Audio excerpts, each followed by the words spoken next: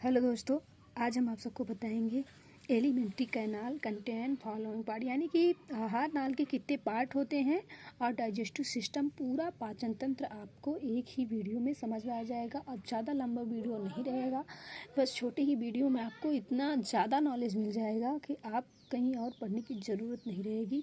इतना अच्छे से हम बताएंगे, आप सब बस ध्यान से देखिएगा दोस्तों। अब वीडियो में लास्ट तक बने रहिएगा, नहीं तो समझ नहीं आएगा। तो देखिए दोस्तों, एलिमेंट्री कैनाल यानी कि आहार नाल के कितने पार्ट होते हैं। देखिए दोस्तों, 8 पार्ट होते हैं। ये कौन कौन से? सबसे पहले मुख यानी कि मुख गुहिका यानी कि माउथ, मक्कल कैविटी मुख गुहिका, फेरिंग्स यानी ग्रसनी, एसोफेगस यानी ग्रास नली, स्टमक यानी आमाशय, स्मॉल इंटेस्टाइन यानी कि छोटी आंत। छोटी आंत के 3 पार्ट होते हैं दोस्तों, आप सब जानते हैं कि छोटी आंत के 3 पार्ट होते हैं। अगर नहीं जानते हैं तो ये जान लीजिए कि छोटी आंत के 3 पार्ट होते हैं। सबसे पहला duodenum, jejunum, ileum. Duodenum, jejunum, ileum. अब देखिए लार्ज इंटेस्टाइन यानी कि बड़ी आंत। बड़ी आंत के भी 3 पार्ट होते हैं, caecum, column, rectum. Caecum, column, rectum. Caecum, column, rectum. इसके बाद रेक्टम के बाद गुदा यानी कि एनस यानी कि ये लार्ज इंटेस्टाइन के पार्ट हैं। Caecum, column, rectum. रेक्टम के बाद गुदा यानी एनस। देख सकते हैं दोस्तों, आप स्क्रीनशॉट लेना हो तो ले लीजिए कितने पार्ट होते हैं एलिमेंट्री कैनाल के। फिर उसके बाद हम आगे चलते हैं। अब पढ़ते हैं डाइजेस्टिव सिस्टम, कैसे हमारा भोजन पचता है और कैसे हमारे भोजन में कौन कौन से एंजाइम मिल जाते हैं और कहाँ से किस पार्ट से, बॉडी के किस पार्ट में सबसे पहले भोजन पहुंचता है, तो इसके बारे में हम जानेंगे। अब देखिए दोस्तों, सबसे पहले आप भोजन करते हैं तो पहले बात मुख में डालते हैं, और मुख में डालते हैं तो यहाँ पे देखिए दोस्तों, फिर उसके बाद मुख गुहिका यानी कि बक्कल कैविटी। फिर उसके बाद भोजन कहाँ पे पहुँचता है? इसमें मुख गुहिका में जब पहुँचेगा तो यहाँ पे लार ग्रंथियाँ बहुत सारी रहती हैं, जहाँ पे सलाइवरी ग्लैंड होते हैं। देख सकते हैं दोस्तों, सलाइवरी ग्लैंड है। यहाँ पे एमाइलेज एंजाइम निकलते हैं, जिससे टाइलिन एंजाइम से भोजन स्टार्च से कार्बोहाइड्रेट का पाचन हो जाता है। यहाँ पे कार्बोहाइड्रेट का पाचन हो जाता है एमाइलेज एंजाइम निकलने से। और उसके बाद यहाँ पे सलाइवरी ग्लैंड रहते हैं, उसमें लार ग्रंथियाँ पाई जाती है, जो भोजन को थोड़ा लुगदी टाइप बना देती हैं। सरकने में मतलब इजी रहता है कि वहाँ से बहुत हेल्प मिलती है भोजन को आगे ग्रास नली तक पहुँचने में। बक्कल कैविटी यानी मुख गुहिका, फिर ग्रास नली, ग्रसनी में पहुँचने के लिए उसमें मदद मिलती है लार ग्रंथियों से। फिर जो सलाइवरी ग्लैंड से मिलता है, उनमें कई प्रकार के एंजाइम भी रहते हैं। यहाँ पे देखिए दोस्तों, फेरिंग्स, यहाँ पे मुख गुहिका, फिर फेरिंग्स यानी ग्रसनी में पहुँचा, फिर ग्रसनी से ग्रास नली एसोफेगस में पहुँचा, ग्रास नली। फिर उसके बाद यहाँ से फूड पाइप से होते हुए, यहाँ से ग्रास नली से होते हुए फिर आमाशय यानी पैंक्रिया स्टमक में पहुँचा। फिर उसके बाद स्टमक से होते हुए फिर यहाँ पे आके छोटी आंत में पहुँच जाएगा। ये देखिए दोस्तों, ये यकृत है जिसे लीवर कहते हैं। आप सब पे अभी पूरा डिटेल में यकृत के बारे में बताएंगे। और ये गॉल ब्लैडर पित्ताशय, ये जो थोड़ा छोटा सा है, ये गॉल ब्लैडर पित्ताशय है। और ये जो चिपटा वाला भाग है, ये है पैंक्रियाज यानी अग्नाशय। अब देखिए दोस्तों, अब ये छोटी आंत 3 प्रकार के होते हैं। तो छोटी आंत सबसे पहला डियोडिनम का भाग, जो सबसे ज़्यादा भोजन डियोडिनम में ही पचता है। आप सब जानते हैं कि भोजन मुख्यतः ज़्यादातर मात्रा में डियोडिनम यानी कि छोटी आंत में ही पचता है। तो छोटी आंत में जब पचता है तो ये जो छोटी आंत है, ये पाया किस में जाता है? छोटी आंत में डियोडिनम वाले पार्ट में ज़्यादा पचता है। तो ऐसा पूछ सकता है क्वेश्चन कि छोटी आंत के कौन से पार्ट में भोजन ज़्यादा मात्रा में पचता है?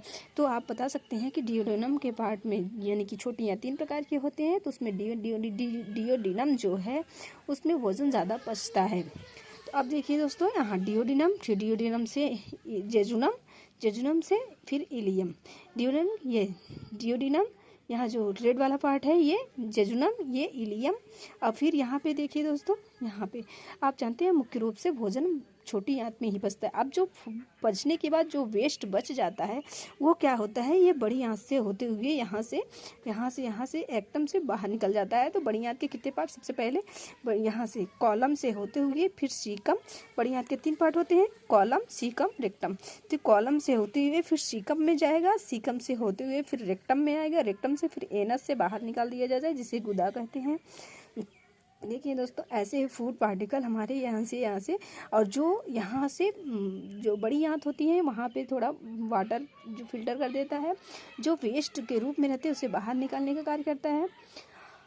और ये फिर ये एक है बड़ी आंत की जो सबसे लास्ट वाले पॉइंट में ये पाया जाता है अपेंडिक्स, जिसे क्रीम रूप प्रशेषिका कहते हैं, क्रीम रूप तो ये क्या है अपेंडिक्स, जो पहले ज़माने में जो पहले हम बंदर से हमारी पुरानी प्रजातियां बनी हैं तो उसमें ये सबसे टेल पाया जाता है। तो ये टेल का जो अवशेषी अंग बच गया है ये हम लोग के अंदर पाया जाता है, जिसका कोई कार्य नहीं। ये एक अवशेषी अंग है जिसका कोई फंक्शन नहीं है। तो ये कभी कभी इसमें भोजन जाके अटक जाते हैं, फंस जाते हैं, तो जिसकी वजह से फंसने की वजह से यहाँ पे सूजन हो जाती है, अपेंडिक्स हो जाता है, जिसको ऑपरेशन के द्वारा बाहर निकाल दिया जाता है, जिससे कोई वो नहीं होता है, इसका कोई कार्य कोई फंक्शन नहीं है। इसको निकाल देंगे तो कोई तुम्हारे बॉडी में कोई प्रभाव नहीं पड़ेगा। देखिए दोस्तों, यहाँ पे रेक्टम से होते हुए भोजन फिर एनस द्वारा बाहर निकाल जाता है। आशा करते हैं दोस्तों आप सबको ये हमारा डायग्राम पूरा जिस तरह से बनाए हैं समझ आ रहा होगा। और अगर आप देख सकते हैं एक स्क्रीनशॉट लेना चाहे तो ले सकते हैं, देख सकते हैं दोस्तों। अगर इसका स्क्रीनशॉट लेना चाहे तो ले सकते हैं। ये एलिमेंट्री कैनाल के कितने पार्ट होते हैं। फिर देखिए दोस्तों, आगे चल के दोस्तों यहाँ पे पहुँचते हैं। ये देखिए दोस्तों कितने प्रकार के होते हैं, यानी कि छोटी आंत स्मॉल इंटेस्टाइन कितने पार्ट होते हैं, 3 पार्ट के, DJI यानी कि duodenum, jejunum, ileum. Duodenum, jejunum, ileum ये याद करने के लिए शॉर्ट ट्रिक बनाए हैं, इसलिए यहाँ पे लिखे हैं। और बड़ी आंत के देखिए दोस्तों, बड़ी आंत के caecum, colon, rectum, colon, caecum, rectum, colon, caecum, rectum. देखिए दोस्तों दोनों समझ में आ गया, आशा करते हैं आपको समझ आया होगा। अब देखिए दोस्तों, बड़ी आंत के कॉलम वाले पार्ट जो होते हैं 4 प्रकार के होते हैं। वो कौन कौन से देखिए दोस्तों, ये देखिए यहाँ वाले जो अपेंडिक्स वाले भाग से यहाँ से स्टार्ट होता है इसे असेंडिंग कॉलम कहते हैं, और यहाँ से यहाँ तक आता है उसे ट्रांसवर्स कॉलम कहते हैं। यहाँ देख सकते हैं दोस्तों, आशा करते हैं आपको दिखाई दे रहा होगा। और फिर इसके बाद ये यहाँ से डिसेंडिंग कॉलम, और फिर यहाँ से जो एनस द्वारा बाहर निकलता है रेक्टम के द्वारा, इसे सिग्मॉइड कॉलम कहते हैं, सिग्मॉइड कॉलम। आशा करते हैं आपको समझ आया होगा। Sigmoid ascending, transverse, descending column और सिग्मॉइड कॉलम। अब देखिए दोस्तों, अब हम स्टमक के फंक्शन के बारे में पढ़ेंगे, और स्प्लेन क्या है, यकृत क्या है, इसके बारे में एक एक करके पढ़ेंगे। आप सब वीडियो में लास्ट तक बने रहिएगा, आपको बहुत अच्छा समझ में आएगा, बहुत अच्छे से बताएंगे हम। तो फंक्शन देखिए, इसके कार्य क्या है स्टमक के। ये भोजन संग्रह और मिश्रण, यह भोजन अस्थायी रूप से जमा रहता है। यहाँ पे भोजन यानी कि यहाँ पे स्टमक में भोजन अस्थायी रूप से जमा रहता है, और उसे गैस्ट्रिक रस यानी जठर रस के साथ मिलाता है। और ये क्या करता है, इसमें यहाँ पे जठर रस यानी गैस्ट्रिक रस पाया जाता है जहाँ पे, और यहीं पे HCl नामक एसिड पाया जाता है जो भोजन में अम्लीयता देता है, जिससे भोजन पचता है, यानी कि जिससे भोजन में सुरक्षा मिलती है सड़ने से। और HCl अगर उसमें मिल गया तो सड़ता नहीं है। तो HCl हमारे भोजन के लिए ज़रूरी होता है, जो हमारे स्टमक में पाया जाता है। और यहाँ से पैंक्रियाज यानी कि यकृत से फेस यानी क्षार निकलते हैं, जो दोनों मिल करके भोजन को ज़्यादा थोड़ा थोड़ा और भी मतलब यानी कि उसे सड़ने से बचाने में जो कीटाणुओं से रक्षा करते हैं, सड़ने से बच जाता है। तो ये हमारे एसिड और बेस इस तरह से रक्षा करते हैं। तो ये है वही, तो उसे गैस्ट्रिक रस के साथ मिलाता है। देख सकते हैं दोस्तों, आपको समझ आ रहा होगा। अब देखिए दोस्तों, दिखाई दे रहा है। फिर देखिए दोस्तों, प्लीहा क्या है, ये स्प्लीन, इसे इंग्लिश में स्प्लीन कहते हैं, और इसे RBC का कब्रिस्तान कहते हैं। RBC यानी रेड ब्लड कॉर्पसेल्स यानी कि लाल रुधिर कणिकाएं, इसे RBC का कब्रिस्तान कहते हैं, क्योंकि यह पुरानी क्षतिग्रस्त और निष्क्रिय लाल रक्त कोशिकाओं यानी कि RBCs को हटाकर नष्ट कर देती है, जिससे रक्त की सफाई हो जाती है। यानी कि ये इसे आरबीसी का कब्रिस्तान इसे कहते हैं क्योंकि ये रक्त की सफाई करता है। तो इस तरह से दोस्तों देख सकते हैं दोस्तों, आप खुद पढ़ सकते हैं जैसे से हम लिखे हैं। बहुत अच्छी राइटिंग नहीं है लेकिन फिर भी लिखे हैं आप लोग को समझने के लिए। तो HCl देखिए, देखो HCl भोजन को सड़ने से बचाता है ना, ये भोजन को सड़ने से बचाता है जो आमाशय में स्टमक में पाया जाता है।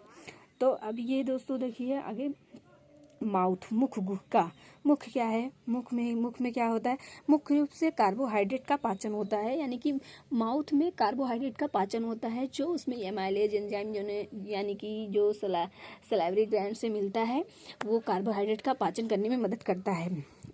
स्टार्च से कार्बोहाइड्रेट में मदद कर देता है। उसके बाद देखिए दोस्तों 50% पाचन तो मुख में ही हो जाता है कि नहीं दोस्तों। 50% पाचन तो मुख में ही हो जाता है क्योंकि वो पहले भोजन जाएगा, दांत से आप कूचेंगे भोजन को, तो 50% तो वैसे ही वो मतलब पूर्ण तरीके से 50% तक वो पच जाता है भोजन, मुख में ही आप उसको कूच कर छोटा छोटा कर देते हैं, फिर जाके वो ग्रसनी या आमाशय यहाँ से पहुँचता है।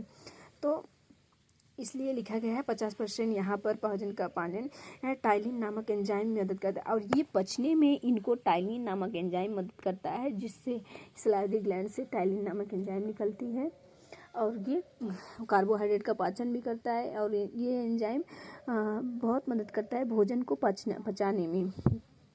अब देखिए दोस्तों आगे चल के देखते हैं ये इसमें लीवर क्या है, व्हाट इज लीवर, यानी कि यकृत, इसे यकृत कहते हैं। यह हमारे शरीर की सबसे बड़ी ग्रंथि, यानी कि शरीर की सबसे बड़ी ग्रंथि कौन सी होती है, तो यकृत।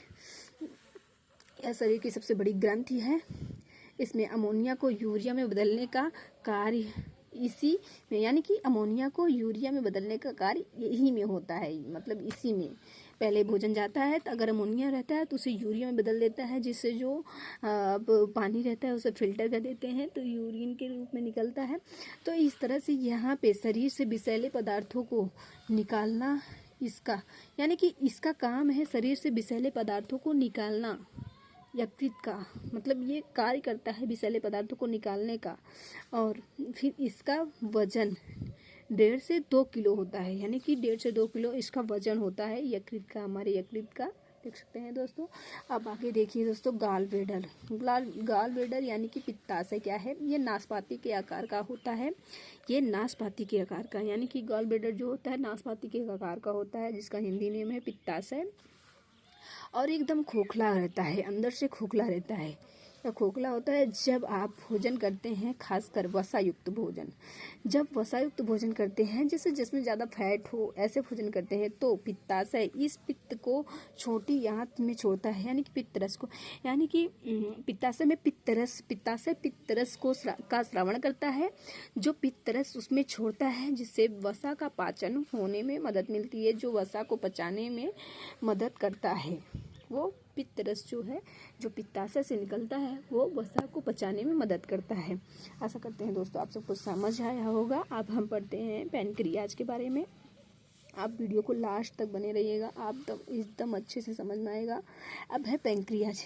इसमें क्या होता है, इसमें रक्त शर्करा में नियमन में, यानी कि इसमें क्या होता है, इसमें रक्त शर्करा के नियमन में महत्वपूर्ण भूमिका निभाता है, यानी कि शर्करा में बदलने का महत्वपूर्ण भूमिका निभाता है। ये पेट के पीछे लंबा चपटा होता है, यानी कि ये पेट के पीछे पाया जाता है, जो लंबा चपटा एक अंग है। भोजन में वसा प्रोटीन, यानी कि इसका काम है वसा प्रोटीन कार्बोहाइड्रेट को पचाने में छोटी आंत की मदद करता है। यानी कि ये जो पैंक्रियाज है, ये भोजन को पचाने में मदद करता है। छोटी आंत का काम है भोजन को पचाना, तो ये छोटी आंत का भोजन को पचाने में मदद करता है, क्योंकि ये प्रोटीन वसा कार्बोहाइड्रेट का भी पाचन करता है, इसलिए ये मदद कर देता है उस सहारे से। तो भोजन में आप करते हैं भोजन, तो उसमें कार्बोहाइड्रेट विटामिन प्रोटीन सारे होते हैं, तो उनको तोड़ने में मदद करता है। ये देखिए दोस्तों एक ट्रिक बनाए हैं, तो कौन किसका पाचन करता है इससे आप समझ लेंगे। तो TAL TAL लाइपेज, लाइपेज यानी वसा का पाचन। वसा का पाचन कौन करता है? लाइपेज, यानी लाइपेज एक एंजाइम है जो वसा का पाचन करते हैं।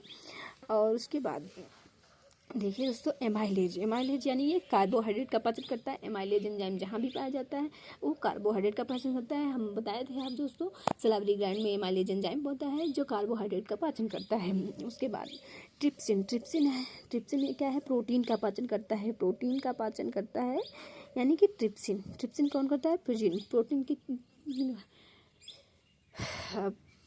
ये देखिए दोस्तों, आप इसके साथ लेना चाहे तो ले सकते हैं, ये बहुत ही इम्पॉर्टेंट है, आप लेना चाहे तो ले सकते हैं।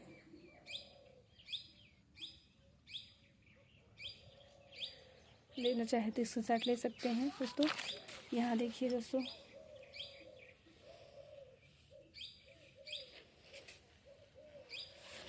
आप ऐसे करके लीजिए। ऐसा करते हैं, आप सबको दिखाई दे रहा होगा।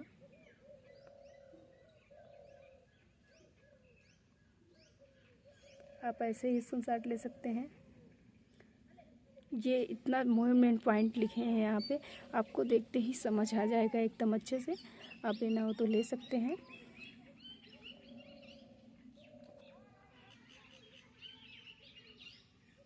आगे चलिए दोस्तों, देखें कुछ और पार्ट बचे हैं अभी पढ़ाने के लिए। अब स्मॉल इंटेस्टाइन के बारे में पढ़ते हैं दोस्तों। स्मॉल इंटेस्टाइन, देखिए दोस्तों स्मॉल इंटेस्टाइन क्या है? देखिए भोजन का सर्वाधिक पाचन छोटी आंत में डियोडिनम में होता है, ये हम आपको बता चुके हैं। अब छोटी आंत में किसका किसका पाचन होता है? इस बताओ, भोजन छोटी आंत में पचता है, ऐसा क्या होता है?